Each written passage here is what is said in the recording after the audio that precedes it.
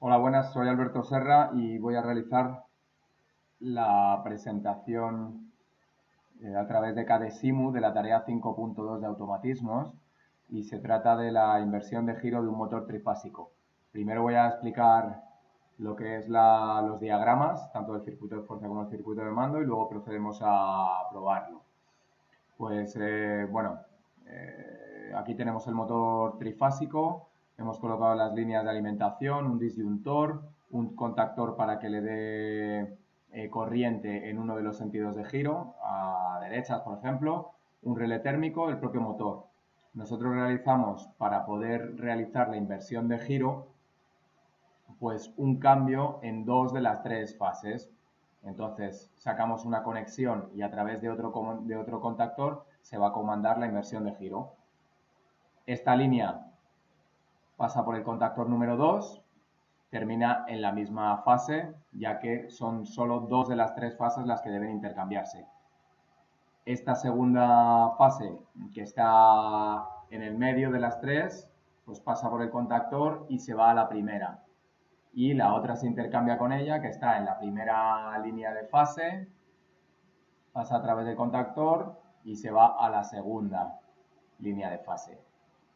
Esto sería el circuito de fuerza. En el circuito de mando tenemos un disyuntor, el contacto normalmente cerrado del relé térmico, el pulsador de paro y tenemos que tener dos pulsadores. Un pulsador S2 que me parece que es el que da el sentido giro a derechas, no estoy del todo seguro, ahora lo miramos, y un tercer pulsador S3 que es el que da el sentido de giro a izquierdas.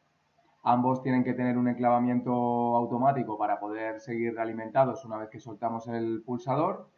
En este caso es el contacto del contacto número 1 para uno de los sentidos de giro y en este caso es para el contactor número 2.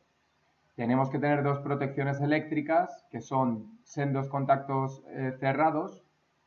Pues en este caso, cuando yo energizo el contactor KM1 y empieza el motor a girar en un sentido, este contacto normalmente cerrado se abre de tal manera que yo por mucho que pulse el pulsador de inversión de giro sin pasar por el paro, pues no lo va a hacer.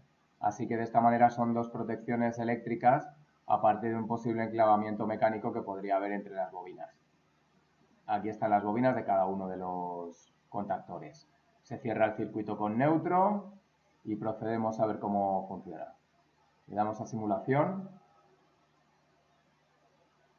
Activamos los dos disyuntores, tanto el circuito de fuerza como el circuito de mando.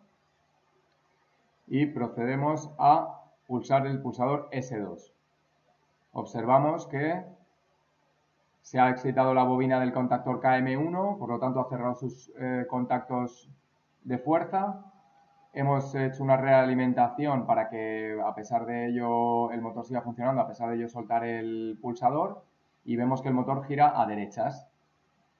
Intentamos nosotros, vemos aquí que esta protección eléctrica del contactor KM1 se ha abierto, por lo tanto yo por mucho que pulse aquí, pues el motor no va a cambiar de giro a no ser que pase por el paro. Paramos, para todo el circuito y ahora queremos que gire a izquierdas, por lo tanto pulsamos el pulsador S3 y efectivamente se excita la bobina del contactor KM2, se cierra su contacto de realimentación, se abre la protección eléctrica para que no, por mucho que yo pulse el otro pulsador, pues no funcione, no cambie de giro, a no ser que pase por el paro, y el motor empieza a girar a izquierdas. Comprobamos si funciona el relé térmico. Efectivamente, el relé térmico desconecta este contacto auxiliar que está normalmente cerrado a normalmente abierto, lo abre y quita energía a todo el conjunto. De tal manera que este es el esquema de funcionamiento de inversión de giro de un motor trifásico. Gracias.